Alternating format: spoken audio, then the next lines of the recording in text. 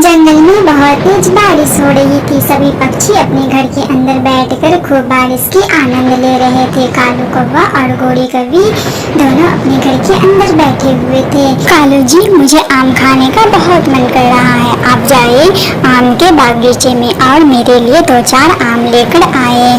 लेकिन गोरी, तुम्हें तो पता है ना बाहर कितनी तेज बारिश हो रही है। इतनी तेज बारिश में मैं फल के बागों में कैसे जाऊं तुम्हारे लिए आम लाने के लिए।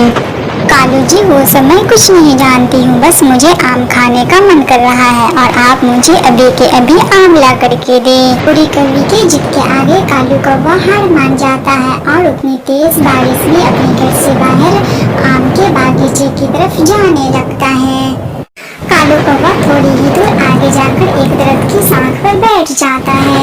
मनहूस, गोरी कौवी की बातों में आकर के तो मैं अपने घर से बाहर निकल आया हूँ, लेकिन इतनी तेज बारिश में उड़ान भरना मेरे लिए तो बहुत मुश्किल हो रहा है। मेरे सारे के सारे पंख भीग चुके हैं और भीगे पंखों से उड़ान भरना बहुत मुश्किल हो रहा है। कालू कौवा ऐसे ही अकेले बोले ही जा रहा था, तभी सामने से टुन्नू चिड़ा टोकरियों में फल भरकर लाता हुआ दिखाई देता है। टुन्नू भाई, आप यहाँ आए। आप ये फल कहाँ से लेकर के आए हैं? कालू, मैं ये फल लेने के लिए पहाड़ वाले जंगल में गया था और वहीं से मैं ये फल लेकर के आ रहा हूँ। चिड़ा, मेरे घर में ढेर सारे मेहमान आए हुए हैं गोरी कौवी के मायके से। उन सबको इन बारिश में मैं क्या खिलाऊं? घर में सारे अनाज और सारे फल भी खत्म हो गए हैं।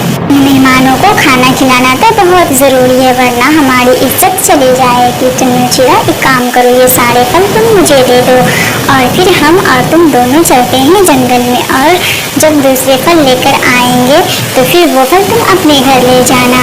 कालू भैया, अगर ऐसी बात है तो ये फल आप ले जाएं अपने घर और अपने मेहमानों को खिला दें। मैं ये फल अपने बच्चों के लिए लेकर के जा रहा था। बच्चे घर पर मेरी राह देख रहे होंगे। ठीक है कालू, ये फलों की टोकरी आप लेकर जाओ और इसे घर रखकर जब वापस आना, फिर हम जंगल में दूसरे फल की खोज में चलेंगे। फिर कालू कौवा वो फल की टोकरी लेकर अपने घर चला जाता है। टुन्नू चिड़ा खालीपन भी अपने घर जाता है। घर पे रानू चिड़िया और कुकू दोनों टुन्नू चिड़ा के आने की राह देख रहा था। पापा, आप तो गए थे फल लाने के लिए, लेकिन आप खाली हाथ लौटे हैं। क्या जंगल में सारे फल खत्म हो चुके हैं या दरख्तों में फिर फल देना बंद कर दिया? नहीं मेरे बेटे, ऐसी बात नहीं है। जब मैं फल लेकर के आ रहा था तो रास्ते में कालू अंकल मिले थे। उनके घर ढेर सारे मेहमान आए हुए हैं, इसलिए वो फल हम उन्हें दे दिए हैं और फिर हम दोबारा जाएंगे फल तलाश करने के लिए। लेकिन पापा, अभी कुछ दिन पहले मैं कालू अंकल के घर गया था, उनके घर कोई मेहमान नहीं आए हुए थे। कुकू बेटा, हो सकता है आप जब वापस अपने घर आ गए होंगे तब जाकर के कालू अंकल के घर मेहमान आए होंगे। कालू, मेरे प्यारे पति जी, आपने इतनी जल्दी इतनी सारी टोकरियां भरकर फल कहाँ से ले आए हो? कालू कौवा जोर जोर से हंसने लगता है और गोरी कौवी से कहता है, जब मैं फल लेने के लिए जा रहा था तो रास्ते में टुन्नू चिड़ा मिला था। वो फल लेकर अपने घर जा रहा था। मैंने उनसे कहा कि मेरे घर में मेहमान आए हुए, मेरी इज्जत रखने के लिए तुम मुझे ये फल दे। टुन्नू चिड़ा मुझे ये फल की टोकरी दे दिया है। वो खाली हाथ ही अपने घर वापस गया है। फिर वो दोनों वो फल खाने लगते हैं। रानू चिड़िया उतनी तेज बारिश में अपने घर से बाहर निकलती है और कालू कौवे के दरवाजे को खटखटाने लगती है। कौन हो बाहर? इतनी तेज से धक्के मार रहे हो, ऐसा लगता है दरवाजा को तोड़ ही दोगे। फिर कालू कौवा दरवाजा खोलता है। सामने टुन्नू चिड़ा खड़ा हुआ था। टुन्नू चिड़ा, क्या काम है और इतनी तेज बारिश में तुम यहाँ क्यों आए हो? कालू, तुम्हें तो कहा था हमारे घर मेहमान आए हुए हैं, चलो हमारे साथ जंगल में फल लाने के लिए। टुन्नू चिड़ा, तुम पागल हो गए हो क्या? इतनी तेज बारिश में मैं तुम्हारे साथ फल लाने के लिए जंगल में जाऊंगी? ना बाबा ना, हमसे तो ये काम नहीं होता। कालू, लेकिन तुम अपने वादा के खिलाफ कर रहे हो। तुमने तो मुझसे वादा किया था कि हम तुम्हारे साथ दोबारा जंगल में जाएंगे। कौन सा वादा? कैसा वादा? कोई वादा मैंने नहीं किया था। चलो चले जाओ यहाँ से, ज्यादा बातें न बनाओ तुम। कालू कौवा, तुम बहुत झूठे हो। तुम हमेशा झूठ ही बोलते हो और झूठ बोलकर जंगल के पक्षियों को बेवकूफ बनाते हो। के बाद से मैं कभी भी तुम पे यकीन नहीं करूँगा। कौवा जल्दी से अपना दरवाजा अंदर से बंद कर लेता है।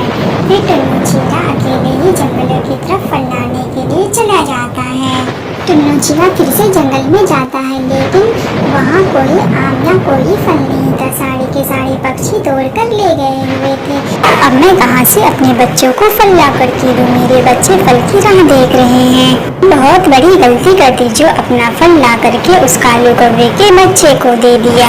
पेड़ से आवाज आई, ये टुन्नू मेरे दोस्त, तुम घबराओ नहीं, मैं हूँ ना तुम्हारा दोस्त। तुम्हें कितने फल चाहिए बताओ, मैं टोकरी भर के फल दूंगा। टुन्नू चिड़ा बहुत ही ज्यादा खुश हो जाता है। फिर वो आम के पेड़ टुन्नू चिड़ा को एक टोकरी भरकर ढेर सारे फल देते हैं। टुन्नू चिड़ा वो फल लेकर अपने घर की तरफ खुशी खुशी लौट आता है।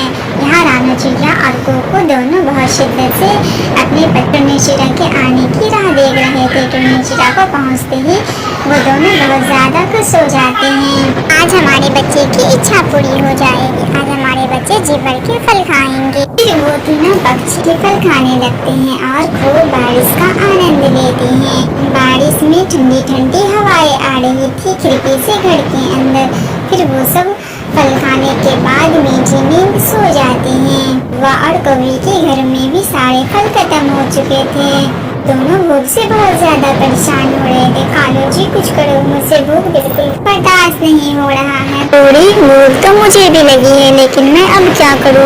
अगर मैं रानू चिड़िया और टुन्नू चिड़ा के पास भी मदद मांगने के लिए जाऊंगा तो वो हमारी मदद नहीं करेंगे। कालू जी, पेट की आग बुझाने के लिए हमें तो कुछ तो करना ही होगा। चलो हम तुम्हारे साथ फल की बागों में चलते हैं। फिर कालू कौवा और गोरी कौवी दोनों आम लेने के लिए बागों में जाते हैं, लेकिन वहाँ बागों में तो एक भी आम नहीं थे। वो ऐसे ही खाली पंख वापस लौट रहे थे। कुछ ज्यादा लगने की वजह से कालू कौवा और गोरी कौवी दोनों को रास्ता समझ में नहीं आता। वो एक पेड़ से टकरा कर नीचे गिर जाते हैं।